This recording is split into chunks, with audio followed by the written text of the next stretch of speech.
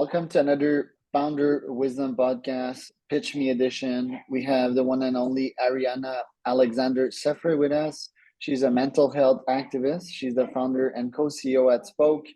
She's a TEDx speaker and a social innovator. Spoke is a really cool app.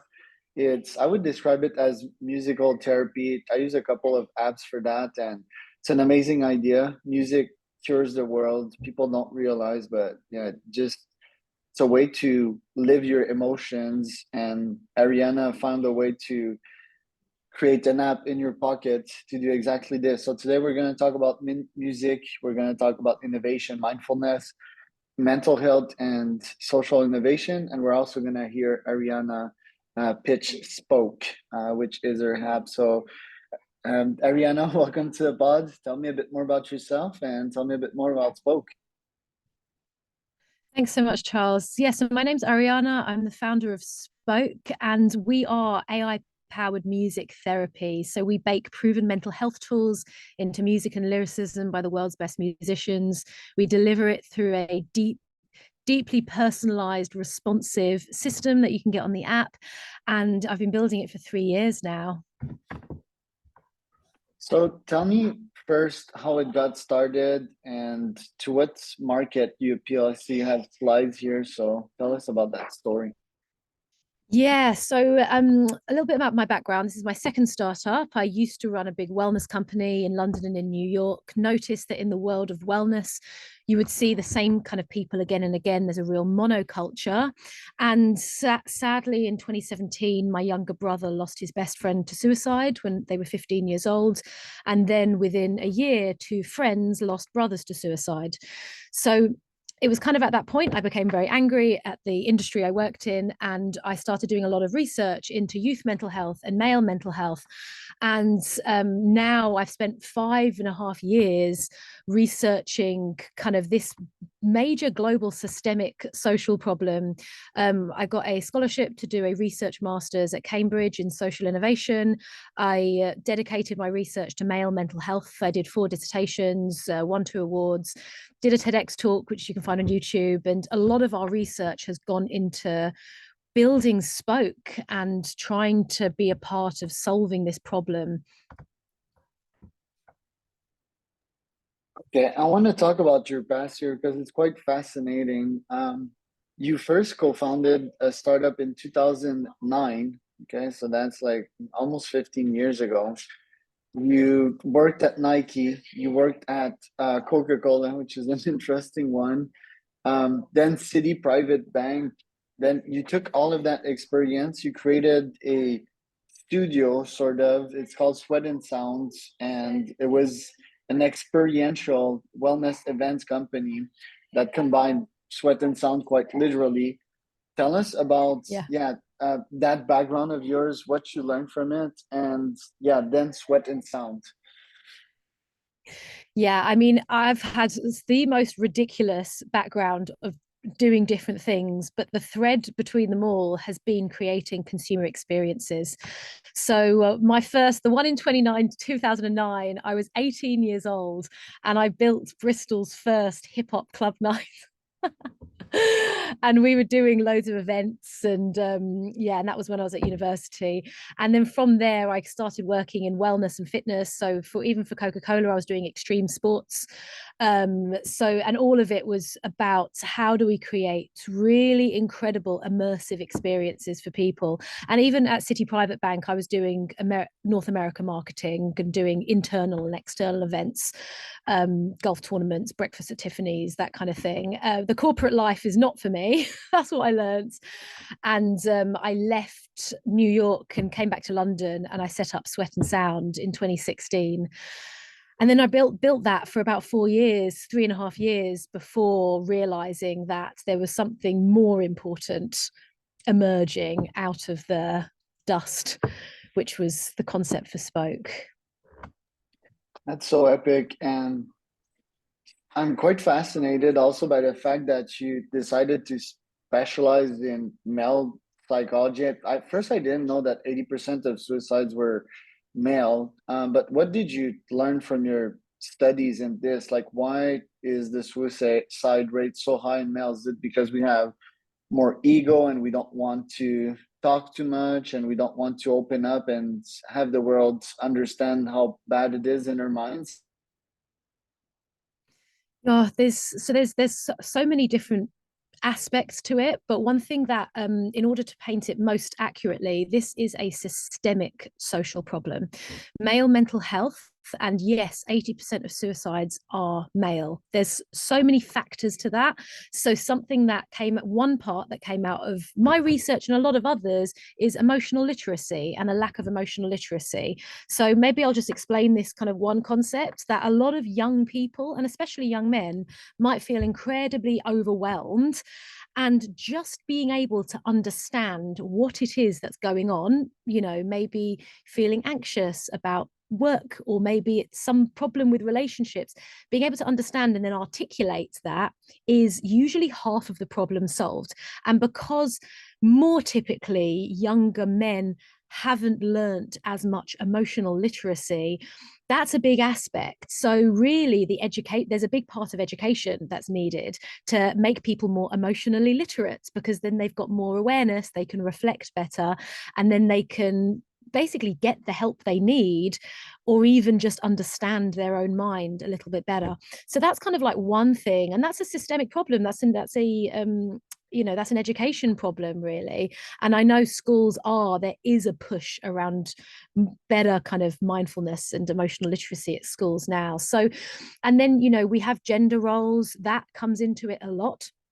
There is still to this day, there's a really strong culture around men needing to, or younger men not showing emotion, not kind of I guess being seen to be doing these things that are seen to be feminine. They shouldn't. It's like everybody cries, everybody screams, everybody needs to process emotion. The reason we cry is because our body, the way a cat shakes, our body is it's processing emotion and it's physically getting it out of us. But then when we don't let our body get the emotion out by crying, by shaking, by doing these normal human things, all the emotion sits in our body stagnant, and it turns into physical health problems. Like it turns into depression and all these other kind of situations. And really, emotional metabolization, awareness, processing, emotions have a start, a middle, and an end. You need to let them run their course and you need to complete them. That is really one of the key ways to handle all the different things that go on inside our mind. And when people don't know how to handle them, they get stuck and then create issues. So that's sort of a couple of examples of things that are going on. But we've got a lot of work to do. We've got to change the way we think, and our culture and our education, and even like politics. There's lots of levels of change that need to happen to create this network effect of change for people. Well, I can personally attest that, as a male and a testosterone based one, a serial entrepreneur and a men's man, an ultra athlete, like I have problems crying, like for example, last year I was working quite hard for my wedding and I became this working machine, like very stone cold. And even to date, I mean, I have coaches, I have psychotherapists, but we're working on having me cry again because it's like gone, like it's, and I feel that, yeah, it would make me good to just let it out. Or maybe I do have mechanisms to let it out, like physical activity and so forth, but I feel that, yeah, that would help me. One of the technology, quote unquote, that I use for that, as you know, is an app called Othership, for breathing, right? Like it puts me in a different biochemical states, and yeah, sometimes the emotions they come out, and it's a couple of tears, but it's like insights as well. It's a nice feeling. So tell me about Spoke, the idea behind it, because you started a studio for fitness, what and sound, but Yeah. maybe you were like, oh, this doesn't scale as much, because you certainly were helping people and you've seen the effects with your eyes, and then you were like, oh, can I scale that with spoke, most probably. So tell us about how spoke, the application, is helping release all these emotions. Yeah, so I mean, if you like, I can kind of go through a couple slides that just explain things a little bit better. So I'm one thing that I tell people a lot, and what came out of our research, we are getting, there are so many thousands of mental health solutions. The problem is they're failing young people and especially young men. So obviously there's clinical solutions that come in too late, they're too expensive, and we're not a replacement for, but we know that a lot of people don't have access to. Most wellness apps at the moment, which are the most democratic way of accessing mental health tools, unfortunately, they're stuck in a monoculture where they're either quite yogi or they're quite clinical. And basically, young people are just not using them, full stop. So the thing about us is our audience is very young, very gender balanced, very diverse as well, neurodiversity, as well as lots of other diversity traits. But these clinical and these current wellness apps are just not working. Young people aren't using them. So they're solving the problem themselves by going to things like YouTube, to Spotify, social media. So I don't know if you know this, but some of the top search terms in Spotify are things like podcast to help me with heartbreak, or music for anxiety, or music for sleep. The thing is like the so young people are going to these platforms, but these are not platforms that were built for mental health. Like, I don't believe you should be trusting your health data to YouTube or to Spotify. Like, these are fantastic platforms, but they're not for mental health. So this is what we've kind of got on the market, and what we've built is this new audio therapy. So it's a deeply personalized, responsive audio therapy system, which is all delivered through music. We bake these proven mental health tools, mental health science, modern wisdom, ancient wisdom as well. We deliver it all through music, and we do that so that we can metabolize emotion. Music is the perfect medium to help bring these emotions up and out. I genuinely believe that the biggest problem with the world, especially right now, is people are not in touch with their emotions and in touch with humanity. Like, that's why we've got so many major world issues. So helping the world metabolize emotion, I honestly think, is one of the most important things we can do right now.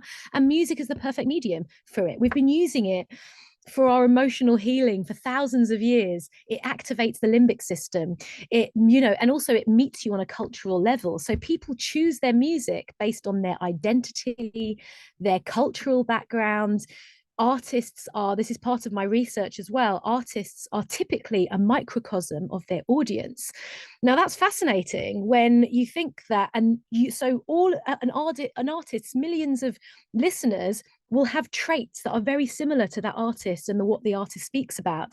So it's really easy to meet people in their lifestyle when you work with the right music and the right musicians. So basically our formula and the way it kind of helps people is, it's this clinical best practice. It's very important that we're anchored in science, so we make sure that we've got that efficacy delivered through world-class musicians, lyricists. We don't do wellness music. Like, we work in music culture, in youth culture. We work with some of the UK's biggest hip hop producers. Like, these are people that are at the forefront of the culture for young people. And then the key that makes it super effective is our really personalized delivery system. We use AI and machine learning to make sure that you're getting the same tools that a therapist would give you, but it's delivered in your session. It learns about your progress. It responds. You can answer the questions, you can respond to things, and it will respond in real time. So this is how it's sort of this is how we've created something that can be really impactful. Can you try to describe the experience for people listening? Because to me, it's a nice beat that is personalized to me, generated through AI.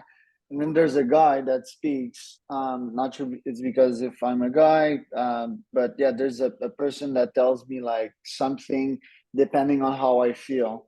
Do I feel hopeful? Do I feel in a positive vibe? If I feel sad, I guess they're gonna try to bring me up, or they're gonna try to understand my sadness.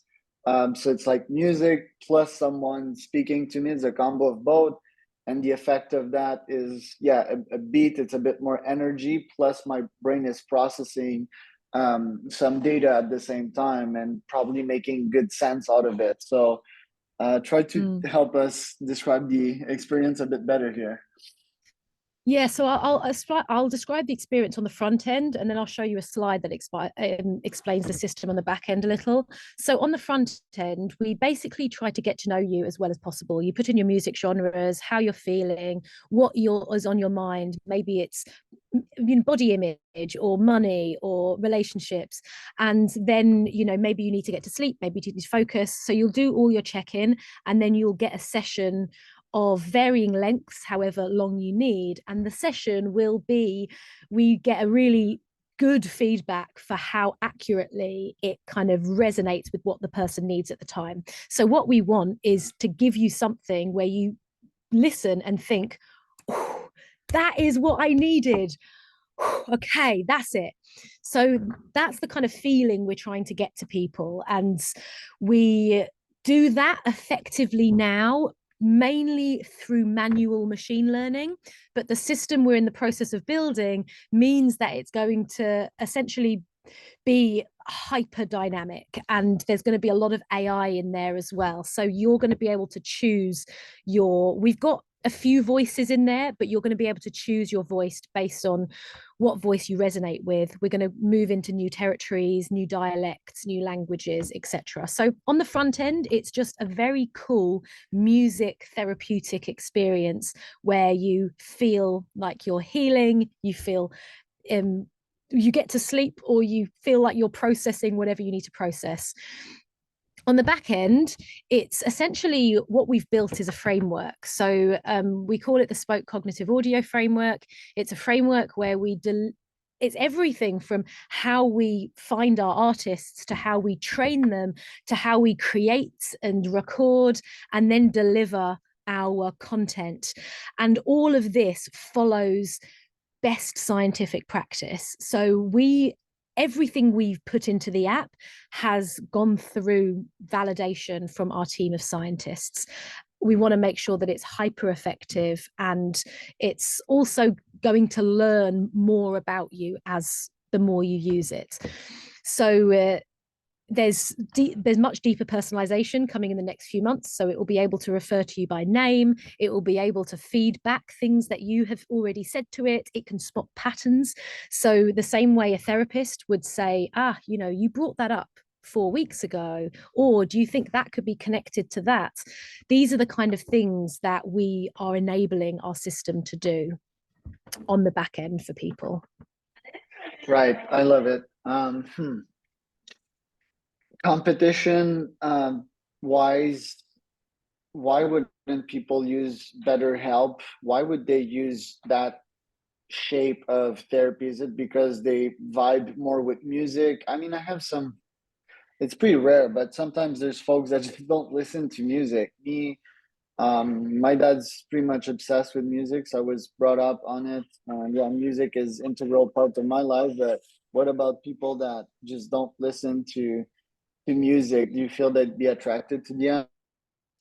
Yeah, so there's essentially three elements of why people would use this. Now, what we found is that currently most therapeutic tools, including therapy and clinical practices, and even your AI therapist apps, which obviously there are millions of, they require emotional input from the user.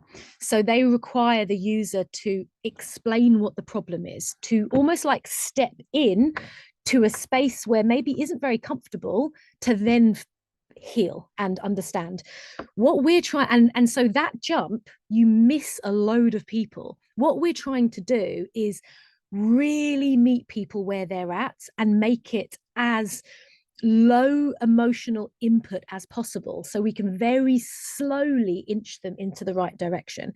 So by being baked into something that's very culturally relevant for young people, most young people listen to music every single day, if someone hates music, then they're not going to like our app. That's fine. That's absolutely fine. And we also say, like, if if therapy is working for you, I think that's fantastic. But most of our users, they can't afford therapy, or a lot of them don't even think they need therapy. They're just like, I've got sleep problems, but I don't need a therapist. There's nothing wrong with me. And that's fine. We're not trying to, and this is another thing that came up about male mental health as well. So there's a huge dropout of young men in colleges and universities around the world, much higher than women, by the way. And a lot of these young men have been interviewed, and, they'll find that there are issues going on. There's issues with family, there's issues with money, there's all these other relationship problems. But they're like, I don't need therapy. There's nothing wrong with my mental health. I'm fine. And I'm not in the game to start saying, no, yes, there is something wrong with you. No, we need to meet people where they are at with what they feel is comfortable, and then work from that place. Otherwise, we're gonna keep missing the people that need it most. So we're different in that, we offer that, the power of therapy, but we offer it through something that is so much more relevant. And by the way, mental wellness apps, your Calms, your Headspaces, all of these apps are brilliant for someone who is very, that's normalized, but they address 2.5% of the addressable market. There's so many people that will never pick up any of those apps because it's just, they don't feel it's relevant. And this is what we're trying to change. We want to make mental health as easy as listening to your favorite music. We want to make it just in the mainstream, in the culture. Right. And Headspace, it's not interactive enough. I really liked Hey Pi that was launched by Reid Hoffman. I think it was last year. Reid is the founder of LinkedIn, and you could actually speak to something just because in this day and age, I mean, loneliness is a problem. Some people don't have people to speak to, but I found that Hey Pi was a bit, I don't know, it was like a bit artificial. So you're adding the user voice input there. Tell us a bit more about that. Yeah, so we have a journaling feature that we're going to be launching very soon. And it's basically, you can input your own voice and you can answer the questions via voice. And then that gets responded to really dynamically and really intuitively. So, and then you can also type as well. It doesn't need to be via voice, but we're really excited about that because then we can remind you of what you said 4 months ago. You've got the same people tend, until usually there's like some therapeutic research around patterns, and usually the same thing will come up maybe every few weeks, every few months, until it is understood enough to be solved. And that's what a therapist will do, is a good therapist will spot that pattern and they'll say, hey, you keep bringing this up when these things are happening in your life. We need to look at this. We need to understand this. And being able to feed your voice back to you is a really nice way of spotting your own patterns. So that's an exciting feature we're working on. Yeah, I'd add like the therapist would obviously ask the permission to use like their own voice back, but it would Yes, record, of like the course. therapist would ask you like what is your goal, or what would you say to your past self, or what would you say to your future self. It would record you and add you on the track, and it would end the track like in a very powerful That's way. exactly it. Like, yeah, so That's you're actually exactly it. doing that. Yeah. That's pretty smart. Yeah. We're baking. Currently, we're doing it manually. We've done a few manual tests, but we're baking users' voices actually into the body of the track. There's a couple of test groups at the moment, so we aren't sure of the results of how much people like it yet. But we're quite excited about this prospect. Love that. So what else do you have on the growth map here? Yeah, so on the roadmap, we are currently, obviously we're trying to close our round. We're about 40% committed at the moment. Our real next stage is building out the depth of this system. So we have built a lot of it out manually. We've got some kind of AI APIs that we are testing out a lot of these functions. And really, our next stage is deepening the build of this. And then also, it's just growing. We are in a really good position now where we've done lots of different tests and we know kind of what works. in terms of, you know, artist-led growth and the right kind of community activities that generate lots of users. We're converting 8.5% of everyone who installs the app to paid. So we're in a really good position to grow with some big celebrities, some really big brand partnerships. We've got a couple of major names signed and ready to roll when the seed hits. So the next stage is going to really be about putting our brand and our movement, and not just that, but, you know, this philosophy into the mainstream. Because I mean, forgetting about, like, almost like forgetting about the business, I genuinely believe that this is really important. You know, I've always said that if every single record label in the world, and the thing is music and record labels, I'm actually in a music studio now, like music and record labels are stuck in an industry that is so archaic, paralyzing legals. It's not going to get better anytime soon. Like I've always said, if every record label taught their artists how to speak about anxiety, depression, grief, heartbreak, all these things in a way that is going to be effective to the listeners, I genuinely think the lives of millions of people would change. But that's not happening, and that's not going to happen because artists themselves have got terrible mental health. That's a problem that I'm not solving, but, you know, there's huge amounts of exciting progress that we can have in this space of creativity and arts led early intervention for mental health, which I actually think is the next stage of mental health. We've tried all these intellectual tools and the mental health problem is just getting worse. We need embodied creative tools that engage people's hearts as well as their minds, you know. We need Rick Rubin on the cap table. So, Yeah, okay, yeah, I do. give me some stats here. Like, okay, how many active users and what are you raising right now? Yeah, so right now, let me just get this slide up. So right now, in terms of our stats, like I said, we're early stage. You know, we are a seed stage company. We've got 3,500 MAUs, about 400 subscribers. So we are early stage. We know that. That's really still in a very good position. We've had over 100,000 mood check-ins and nearly 3 million minutes listened to in app. And then we've won multiple awards. So in a couple of weeks, I'm in South by Southwest. We're one of their Innovation Awards finalists. So we'll be doing a showcase. I don't know when this podcast goes out, but if anybody's in South by Southwest, please come and find me. Love it. And okay, so how much are you seeking for your next round? Yeah, so we're raising £2 million, so I guess $2.4 million round. We've got about 800K already committed. And yeah, we're looking to close by the end of March. Love it. Okay. Fantastic. So in terms of the economics, yeah, okay, 25K active subs and you charge yearly.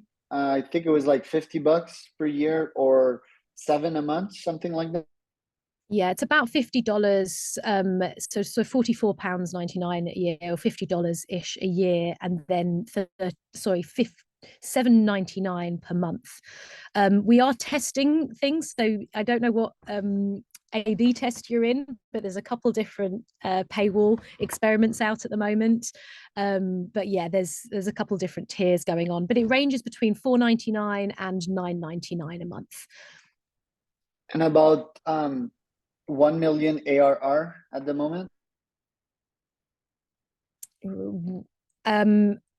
At the moment, no, we're not up to that yet, unfortunately. But we will be soon. Yeah, there you go.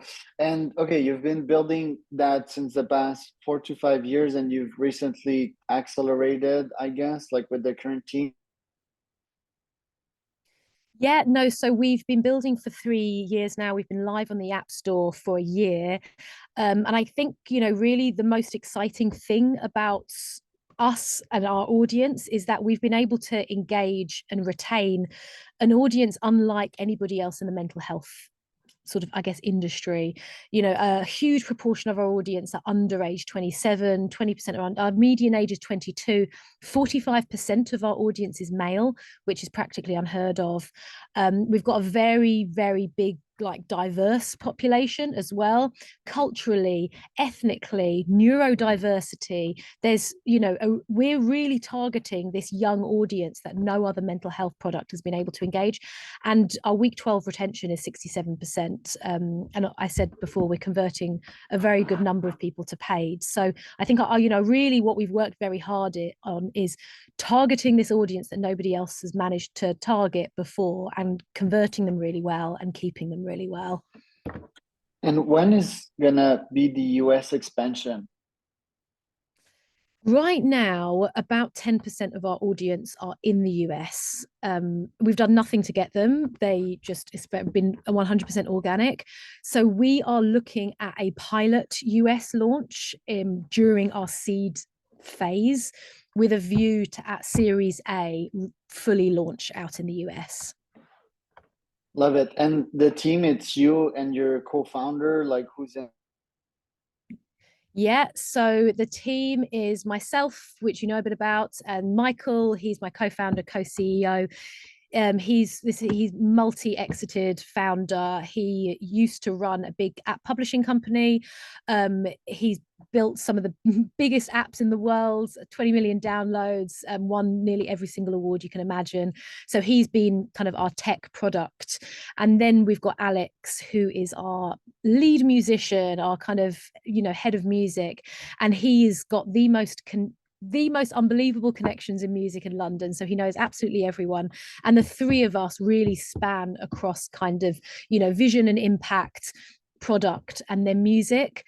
And then we've got our tech and our business and our scientific team as well. So our next phase will be bringing on board a much bigger brand and marketing presence. I'm actually currently scouting for our big CMO. So if you know anyone great, please let me know, because I am looking for one of the world's best people to come on board. Right. Well, the pod is gonna end in 2 minutes 20. Okay. Me, I'm incredibly bullish on what you're building. So I think you've done a good job. So let's continue the conversation. Any other things you'd like to share with the audience right now?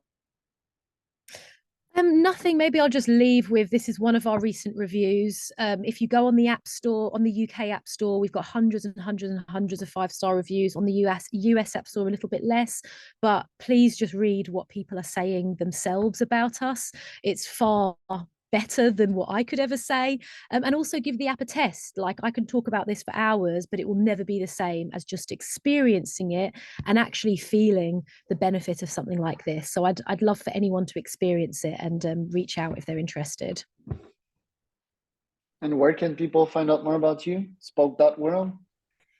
Yeah, spoke.world everywhere, spoke.world on socials, spoke.world website as well.